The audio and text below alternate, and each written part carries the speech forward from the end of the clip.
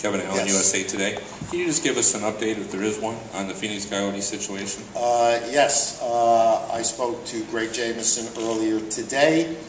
He continues to do the two things that he needs to do to secure the future of the Coyotes where they are in Arizona. One, working to concluded set of documents with the City of Glendale on the building management situation, and he continues to put his equity together. The City of Glendale, I believe next week, is supposed to vote on the management agreement. Once that's in place, I think Greg will be able to conclude, hopefully, the finalization of his equity raise. How quick do you expect them? Well, the City of Glendale, I believe, is supposed to meet next week on that subject, so hopefully we're talking weeks. Gary, you mentioned that you reached out to the PA to start looking at dates, I think, in your address. Yes. So what do you think the timeline would be if they're open to that? Well, my guess is in the next few weeks we will begin, either in small groups or larger groups, to set the table of what we each might want to be talking about. Gary, can you say with 100% certainty that the Coyotes will be in Phoenix next season? I can't say anything with 100% certainty. So I think that the likelihood is, based on everything we know today, that the process should conclude successfully, but it's not something that I'm in a position to guarantee. Gary, given the NHL's concern for environmental matters, do you favor or will you champion a 2-3-2 format for the final?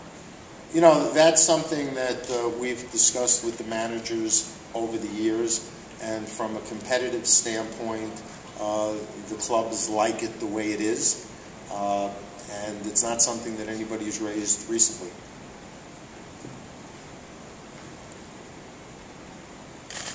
Gary, what's the New Jersey situation as far as ownership? The New Jersey situation, as we understand it, at its most up-to-date point, is that the club, Jeff Van de Beek, is working on both refinancing the debt on the club and an equity raise, and he appears to be fairly confident that he can pull this off in due course in the next few weeks. Since I've been in touch with the banks on a regular basis, we seem to be on track.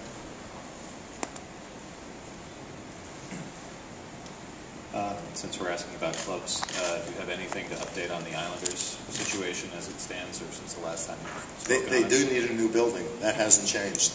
And Charles Wan continues, despite the tremendous frustration, to be looking at all of the options which would keep the club in the New York metropolitan area. Gary, do you consider the Olympics simply to be a collective bargaining issue? No. I think there are a whole host of issues that relate to the competitiveness of our season and what the Olympic participation might do to that. The benefits from the Olympics have to be evaluated as we balance it against the impact that it has. And I think in that regard we have to take into account where the next two Winter Olympics are going to be. Having said all that, I view this as problem solving, joint problem solving that we need to do with the Players Association. I don't think it's anything other than a joint issue, joint decision that we need to do in the best interest of the game and the players. Gary, there seems to be some speculation, and I know it's just speculation, that there will be a lockout next year.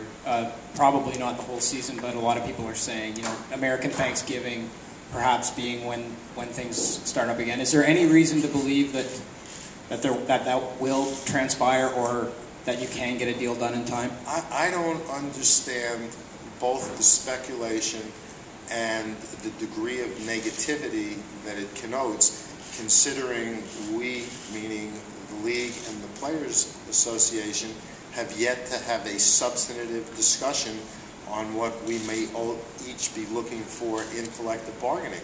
So if somebody is suggesting it, it's either because there's something in the water, people still have the NBA and NFL on the brain, or they're just looking for news on a slow day, because it is nothing more than speculation at this point, because there can't be any substance to it, because there haven't been any substantive conversations.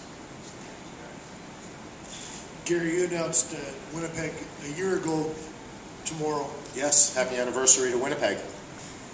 Knowing how well they were prepared to take on a team and how difficult it still was under that much time, if Phoenix doesn't close in the next little while, will you remain there for another year? Do you have to at this point? We haven't worked on a plan B for Phoenix. Our hope and expectation, going back to the earlier question, is this will get done. If it doesn't, we'll have to deal with it at the time, but it's not anything we're focused on right now. Gary, as a follow-up to that, would it be possible for the league to run the team one more year in Phoenix, just given how late we are right now? Again, since you now know, if you didn't know it before, I'm not a big fan of speculation. We haven't figured what we would do in the event what we hope will happen doesn't happen. So in that event, we'll focus on it at the time and deal with it at the time. But the hope is Mr. Jameson can do what he's working on and get it done. And we wouldn't want to suggest or do anything that might undercut that effort. Gary, could you kind of expand on, I've heard you say that this CBA was never meant to last past the 7 years. I was wondering if you could expand on exactly why that is. You know, well, for a little bit of history for people, we originally agreed, coming out of the work stoppage, that this would be a 6-year deal. The Players Association at the time was concerned about how they would like the system. So we agreed if they wanted to shorten it to 4 years, they could. We also agreed that if they liked the system, they could extend it a year. But there are probably a host of things from a day-to-day standpoint, at least, that both we and the Players Association need to focus on. And 7 years is a long time for a deal to be in place. During that time, we've seen the game grow. We've seen incredible competitive balance. We've seen revenues set records each year. But that doesn't mean that there aren't going to be adjustments that each of us want to look at. I don't think it was ever contemplated that the agreement would ever be more than 7 years.